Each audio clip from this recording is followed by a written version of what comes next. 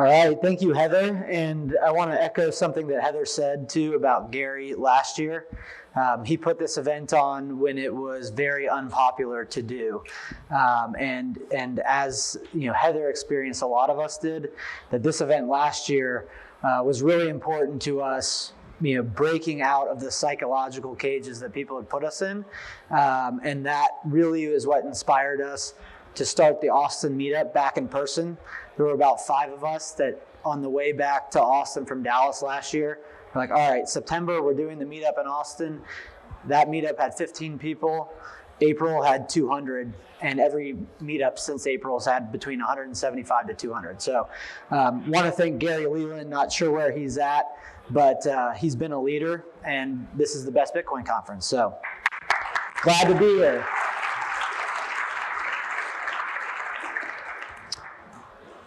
So today, the presentation that I'm going to give is, I've got a presentation called Bitcoin in One Lesson, and I'm going to make that public. It's what I use to red pill people. I like to think about it as a psyop. For those people that don't understand what a psyop is, it's a psychological operation. It's a friendly one because it's for their own good, but Bitcoin is difficult to understand, it's difficult to see, and that it's also difficult to explain. I've been explaining Bitcoin for a long time, and I sucked at it for a long time.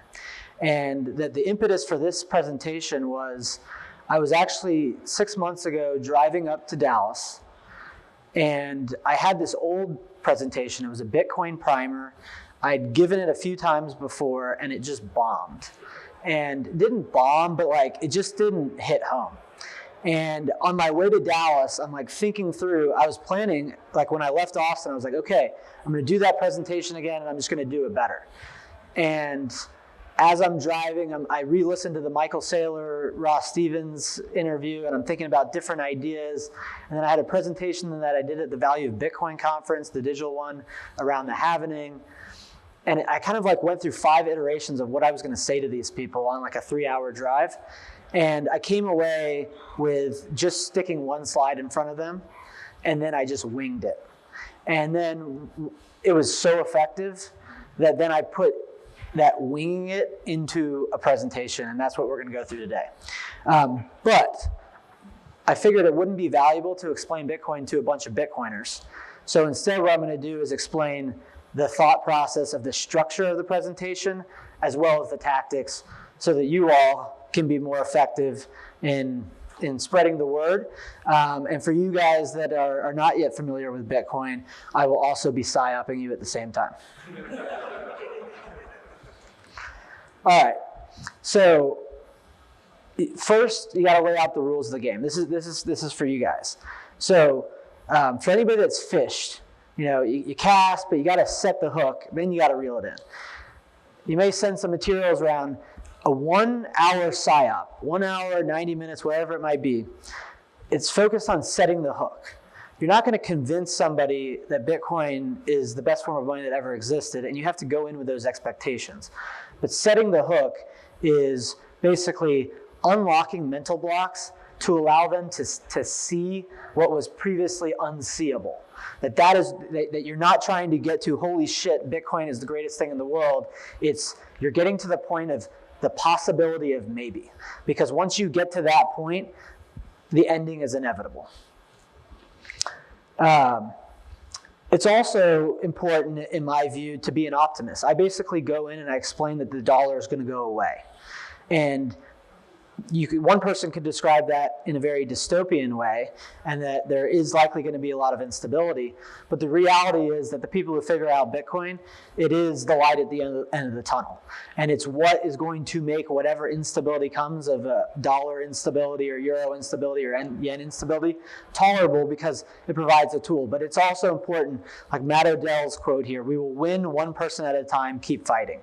You have to have that mentality. You can't go in and talk about how the world just sucks. You also have to talk about why it's also okay that the dollar is going to go away. It's important to understand the challenge, and this is what I was talking about on the lead. You have to understand that people who don't, Bitcoin is not intuitive. And I would go so far as to say it is extremely not intuitive. Something clicks in somebody's mind, and it's like a silhouette emerging from the fog. Like something has gone from the blank screen to some idea just connected with me to make sense of something that previously never made sense. That is where you're trying to get to. If you try to get to Bitcoin as a masterpiece, and this is the Sistine Chapel on the right side, you're never going to win. You're never going to get to the fog because somebody's going to be sitting across the table from you, and they're going to think you're a combination of crazy as well as an ineffective communicator. That all you're trying to do is to get to that middle ground, because once they start to see it, it might not be in focus. They are going to get to the masterpiece part. That is inevitable because it is a truth.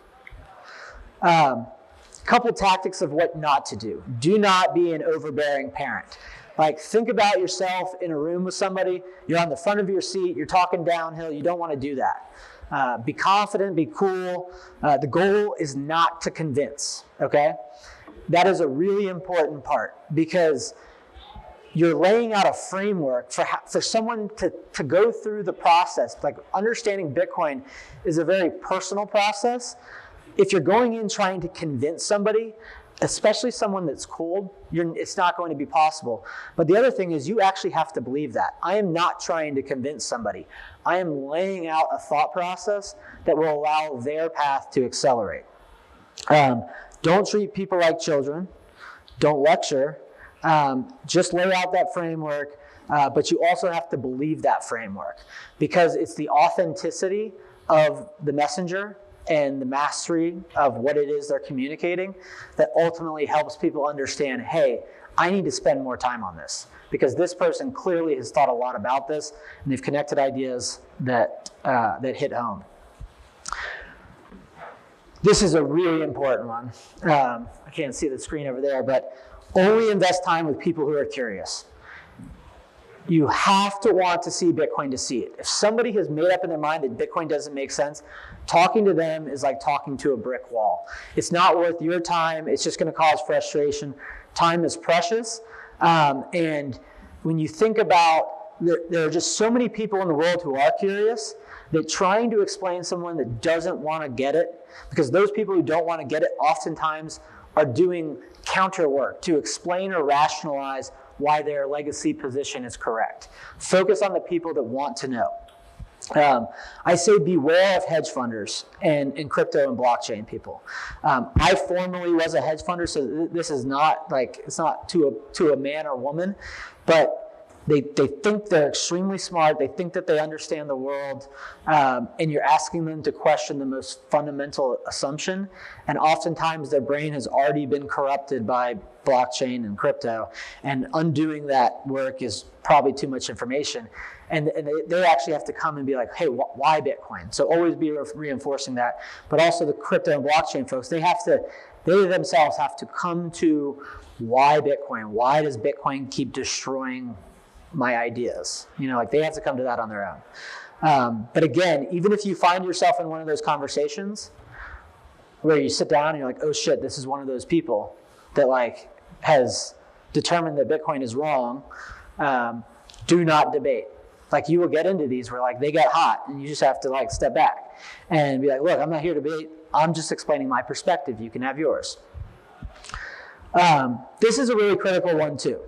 Like, if you think about the way you're trying to get someone to the middle ground here, to just unlock mental blocks to make sense of this whole thing, you're not Mike Tyson, okay? You're not going to walk into a 60-minute meeting and like just crush it, knock them out, and have that person come away, because I consider the knockout as they get Bitcoin. They get it intuitively. That's only possible by someone experiencing Bitcoin, by owning it, by having a key, by understanding what a Bitcoin address is. That definitionally can't happen prior to the first time that they own it. I mean, technically they can, but in most cases it doesn't exist. You got to think about landing body blows. And there's a reality that if you land a body blow, you'll know. Like, somebody's like, you'll make a comment and their head will kind of like kick back, or like their eyes will change. So think about like exerting pain, but like kidney punches and punches to the ribs, not not going for like, bell rings, Mike Tyson coming out to knock you out.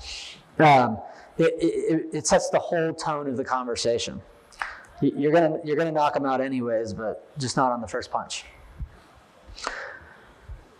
So I also like to focus on one key idea, okay? Where it's like I think we all know that Bitcoin's complicated, but when we get into explaining it, we end up jumping around like 15 different times, and somebody's sitting around you like, they don't know what is up and what is down, and you've just shared 15 ideas with them, and you're trying to explain why Bitcoin is a masterpiece. Like, no, start with the building blocks. Do not try to get them to where you are at in 60 minutes. It will work against you. So focus on one idea.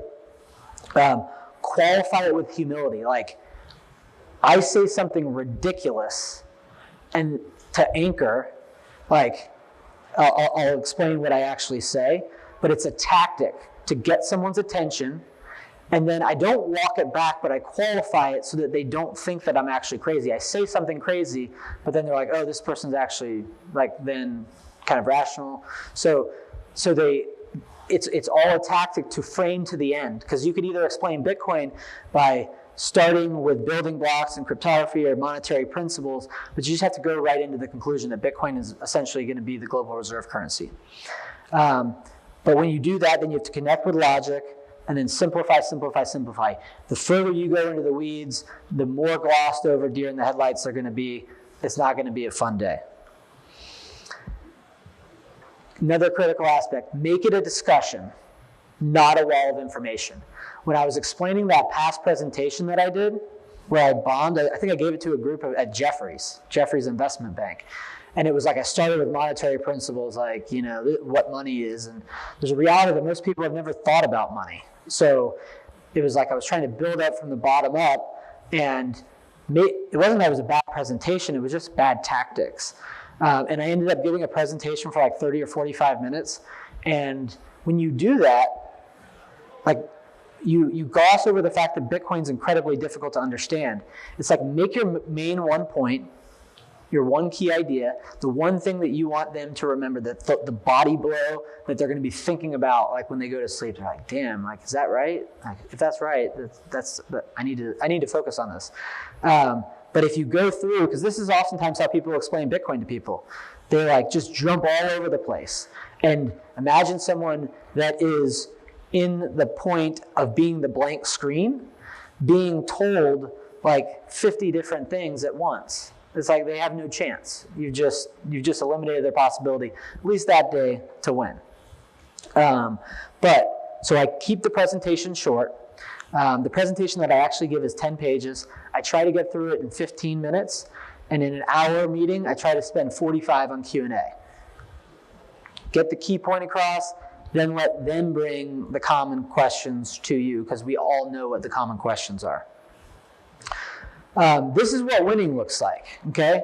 Like, winning is not Mike Tyson. It's like Jordan dunking on Patrick Ewing. Like, Patrick Ewing was a larger opponent. Jordan went hard in the paint.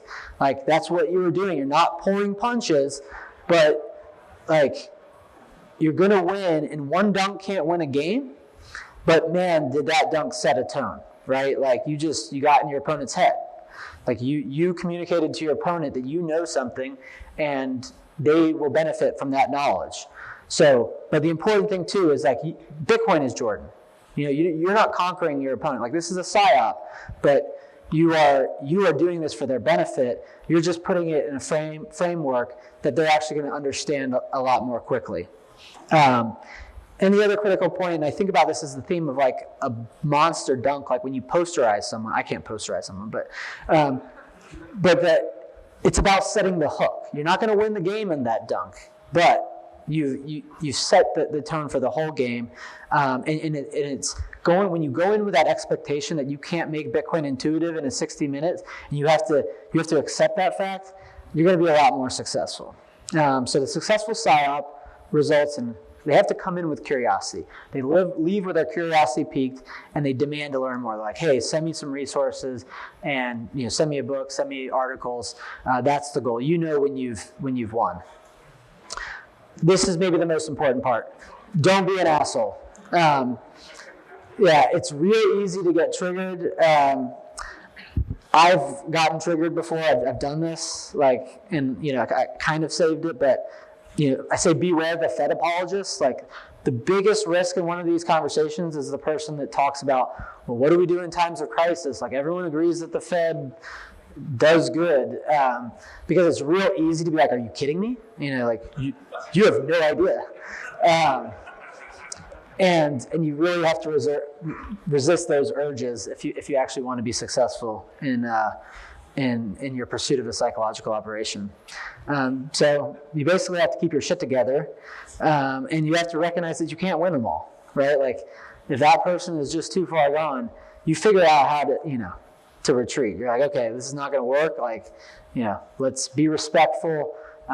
Say something like, hey, that's your opinion. I'm just sharing my perspective, and move about your day. All right. So now I'm going to get into the substance of the presentation that I actually give. I'm going to kind of go through, I'm going to connect it to some of these tactics that I use. One of the things that I do from the start, and I don't expect, my recommendations would not necessarily be to do what I do. I am going to make this presentation available so that you can use it. But I always start with how I came to Bitcoin, because it addresses, from the onset, it creates a sense of humility. Like, Bitcoin was hard for me. You have to relate that you're not some expert, you're just a normal person that went through the same questions. And that you actually reinforce that, hey, I'm not trying to convince you anything, I'm just explaining how I thought about it. Now, it needs to be authentic, so it needs to be your own story. But in my case, I was studying the Fed at Hayman Capital, working for a hedge fund before I was reformed. And I realized that QE can't work, it doesn't work, and that literally there's an inevitability of trillions being printed more. And then this is where I make the outrageous comment. It's not so much that all value derives from the fact that there will only ever be 21 million Bitcoin. I say that several times throughout the presentation. That's my one key idea. That's the one thing on that slide where it's like, communicate one key idea.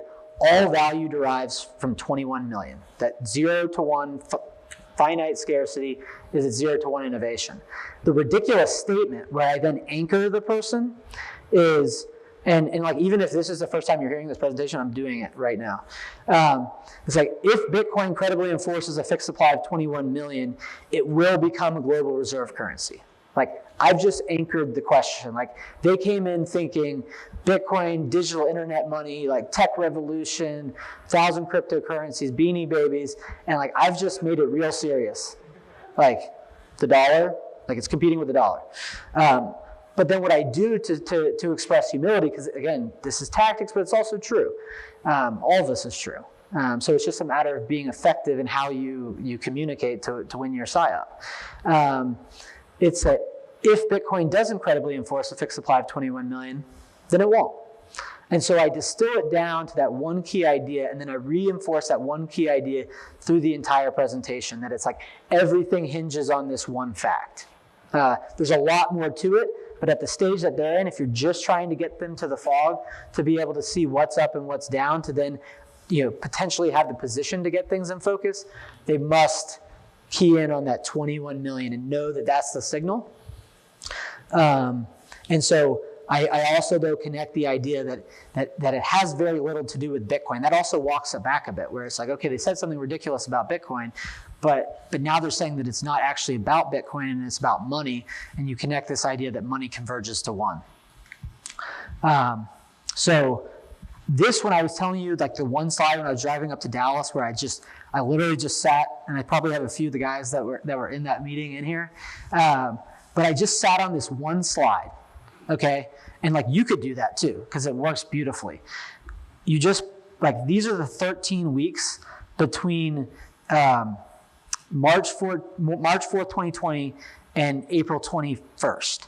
And it's 2 weeks before the COVID lockdown, and then it runs through the Bitcoin halvening. So I kind of connect the idea on the Bitcoin side, not just that the numbers are low, but that the halvening's there, and that's connected to this idea of 21 million. But then I just showed, like, when someone hears like 3.5 trillion the government printed, kind of, trillion's been normalized a little bit. But when you actually put the weekly numbers up, and you're like, hey, the Fed printed 586 billion in a single week. 557 billion, like 271. And I literally just read them out to reinforce that in their minds, that when they see it on a page and they see 2.9 trillion, I also find a way to frame it as this is like how big a number is 2.9 million or 2.9 trillion. I often rely on like saying that Jerry World costs $1 billion, and this is like 3,000 Jerry Worlds in 3 months. But like something to help them understand how big 2.9 trillion is. But I'm comparing it to the same idea. Like this slide is reinforcing this comment about 21 million Bitcoin. 21 million Bitcoin, 21 million Bitcoin, and QE is a problem and more of it's coming. I also on this slide highlight that the Fed was printing more than it ever did in the last financial crisis before COVID. That it has nothing to do with COVID. It has everything to do with their highly leveraged financial system. I do generally feel the need. This is your danger zone, okay? Like, most people have never contemplated money, ever, right? And you have to go in with that understanding. But this, you have to be very careful not to get sucked in the rabbit hole. Like, you're trying to explain to them that hook of why they should be interested in Bitcoin to then go learn about monetary principles. But I do find that it's important to at least lay a few key properties. You say scarcity, divisibility, transferability, but the further you go into the details and don't come back above the surface of the water, the more you are going to lose someone. You've now just distracted them from 21 million. So you let them know that it's out there, but the key idea on this page is connecting the idea that it has very little to do with Bitcoin, but that markets converge on one form of money, not by coincidence, but for very objective reasons. So just be really careful at this point. Do not lose people in a 60-minute meeting on like what makes money money. Like that will go south real quickly. This is the more important point. This is where you get that same point across. Say, hey, look, and this is why I do, and again, it's about constantly making ridiculous statements and then bring some humility into it. It's like, look, I didn't understand gold when I was getting into Bitcoin. Saif Dina Moose actually helped me understand gold. But, and a lot of people start talking about, oh, it's digital gold, digital gold. Well, you have to recognize that most people, like 99% of people, have no idea why gold was money. What they can't refute is that the entire world converged to gold as a form of money, and that happened. They can't deny that. They've heard of the gold standard. And so they have to accept that that happened, and then you pose the question to them, why, and was it by coincidence? And then oftentimes people look at a world of 1,000 cryptocurrencies and are like, how do I know which one's going to win? And you say, look, the gold is the macro. The micro is, if you think about 99.9% of the people in the world, they only interact with one currency. It's like, is that by coincidence, or is it for very fundamental reasons? But it's all connecting this idea that money does not converge to one by coincidence. It does so by necessity. You're doing this all to support that one point, which is money converges to one, which means that if Bitcoin credibly enforces a fixed supply of 21 million, it will be the global reserve currency. This is that point where it's like, the whole presentation, 21 million, money converges to one, 21 million. The more times that you can say it, the better, because that's what's just going to be branded in their head, and they're going to be thinking about it. If you get them in a sea of noise, they're not going to be able to swim. I go out and I actually explain, these are the questions that you should be asking, right? Because I don't get into these questions like, is Bitcoin actually finitely scarce? Like, I have a construct to be able to explain that to you. You can't do that in a 60-minute meeting. First, understand if it were to be true, whether it would be valuable and viable as money, and then focus on the how. If it is, does it make Bitcoin viable as money? there's a key question, why can't Bitcoin be copied? Do monetary systems converge to one? This right here, these 4 questions, paired with the ridiculous comment of Bitcoin obsoletes all other money, again, anchor, and then you tell them, this is the path to get there. It's not overwhelming. There's 4 questions that you have to ask yourself to come to that conclusion, and there's a roadmap to get there. This is where I start to go back up to the highest level, right? Like, we went down a little bit into details, and now we're bringing them back up to the surface. I oftentimes crack a joke, like being a little bit funny is good, where it's like, hey, if QE worked, why did they need a second one? And there's the George Bush quote of, if you fool me, you're not going to fool me again. He said, like, there's an old saying in Tennessee, well, there's a saying in Texas, if you fool me, not going to fool me again. And so I highlight that with QE, right? It's like, hey, they can't deny that this is the dollar supply, right? This is what they hold. And that's a key point. There was a slide where I was talking about tactics. This isn't just about technology, because usually technology is a luxury, right? Like something new comes along, I get a TV, I'm the first person to have a TV, or they developed a car's a luxury. That everybody has a problem. They have to know that there's an urgency to them understanding this. And this is the problem. And everyone in America suffers from. But I also say this line of, fool me once, shame on you, fool me 4 times, shame on me.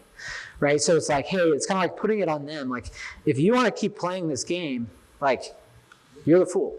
I don't tell them a fool, but I kind of say that in a nice way with a joke. And so it's like A/B test, dollar printing. This is the Bitcoin supply. I kind of flip back and forth. Dollar printing. This is the key question, because it's not to convince them of it. It's to frame for them that this is the thing to be evaluating. This is the thing to be questioning. Because if they don't zero in on this, they aren't ever going to be able to ultimately get to Bitcoin as a masterpiece. I also do find it to be valuable. Like, most people mainstream, they don't know who I am. And so oftentimes when I'm sitting in a conversation, there's like, okay, some dude's walking in to talk about Bitcoin today. But they know who Paul Tudor Jones is. And so it's like, I've just told them some pretty ridiculous things, like Bitcoin's going to be a reserve currency. But I will tell you that I spend a lot of my time focused on speaking to executives here in the state of Texas, business leaders. And when I tell them this, like, it's a pretty weighty thing to say. And there are big consequences to it, but they're not deer in headlights. Like, it's like you're connecting dots for them, and they're very thankful for that. If you do it in an effective way, where there's not hubris, where there's humility, where you can qualify for them, and you're just providing a path. But it is helpful to use these quotes from Paul Tudor Jones, where it was, we are witnessing the great monetary inflation and unprecedented expansion of every form of money, unlike anything the developed world ever seen. And then the Bitcoin quote, where he said, basically in his defense of buying Bitcoin, is literally the only large tradable asset in the world that has a known fixed maximum supply by its design. The total quantity of Bitcoins, including those not yet mined, cannot exceed 21 million. Where I've explained this to them, and I've explained some of the fundamentals, and it's like, hey, if you don't believe me, it's like, you don't have to believe Paul Tudor Jones, but what you have to appreciate is, this is where the signal lies. This is where your decision point is. To really simplify it, to be like, contemplate this. So there's Exhibit A, Exhibit B, and then you have to show them Exhibit C, which is price. And I tell them that a lot of things that I've told them are, you can think of them as theories. I believe them to be true assumptions about the way that the world works, but that there's Austrian economics that are not taught in school, and then there's Keynesian economics, and that's all theory. But what Bitcoin represents is a market test, and that there are 2 competing monetary systems: the legacy financial system, and Bitcoin, the future financial system or future monetary system. And that as Bitcoin, and I reinforce this idea that every time a Bitcoin is traded, the exact same number of Bitcoin and dollars exist. The only thing that has changed is the preference of that holder of which currency they're going to hold. And that the price of Bitcoin going up over time is the clearest demonstration of growing adoption and people staring at this equation of 21 million and trillions being printed and evaluating the monetary properties as the input and coming to the conclusion that this form of money will store wealth more. So that they also see, when they see Bitcoin trading, they are thinking about that idea. That the decision point is this 21 million. Bitcoin is a market test. There are real consequences if you get it wrong. And then this is kind of coming back. I said the last comment where I say that Bitcoin's the greatest asymmetry. It does instill some fear. Not fear like true fear, but to be like, there is an opportunity here. And I don't think about it from a monetary perspective. It's more from this perspective of when a good is monetizing, which has never happened in anybody's lifetime that exists today, that is the greatest opportunity to be early. But that there's also inherent negative asymmetry to your money being demonetized. And so that it's more so that if you do not make the right decision, there are consequences, right? This is not like the decision not to buy a television when the television first came out, or to buy the iPhone when the iPhone first came out. That if you do not focus in on this and you do not make the right decision, and there's the Safe Dean quote where he talks about you can't insulate yourself from somebody else holding a harder form of money, that they need to understand that there's a fuse. And so from there, I won't go into the Unchained slide where I always say, hey, this is what we do at Unchained. But then I get to Q&A. So I do all of that in 15 to 20 minutes. And then I've got all of the backup. So like I don't go into like the FUD purposely because the common questions are all the same. So then I've got a slide when they're like, well, why do economic systems converge to one? I'm like, oh, let's go here. Why can't Bitcoin be copied? Here it is. Why is Bitcoin not too volatile to be money? How does Bitcoin enforce a fixed supply of 21 million? What if the government bans Bitcoin? Isn't Bitcoin just used for illicit purposes by criminals? Isn't Bitcoin's energy use really bad for the environment? And what you do by this, I think that's the last one, it's that you let them know you've thought through the actual counterpoints, like to be coherent about these. There are not new questions about Bitcoin.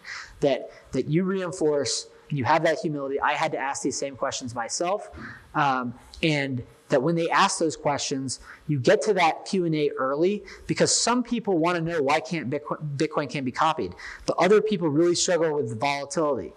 And if you send a wall of information and talk for 30 minutes, generally, they're going to shut you down. Like their eyes will gloss over, they will be deer in headlights, and you've lost the psyop.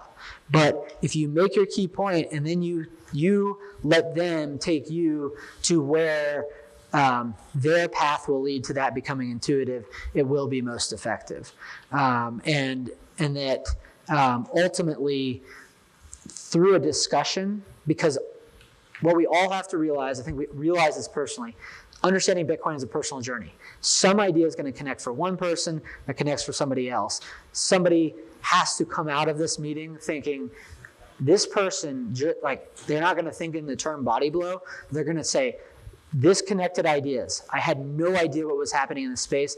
Now I have a framework to me, myself, to go away and question. So, ultimately, I hope you guys find this. I'm going to make this presentation available so you can use it. It's what I've found to be most effective as a tactic, but hopefully it will save you guys time. And I'm happy to answer any questions.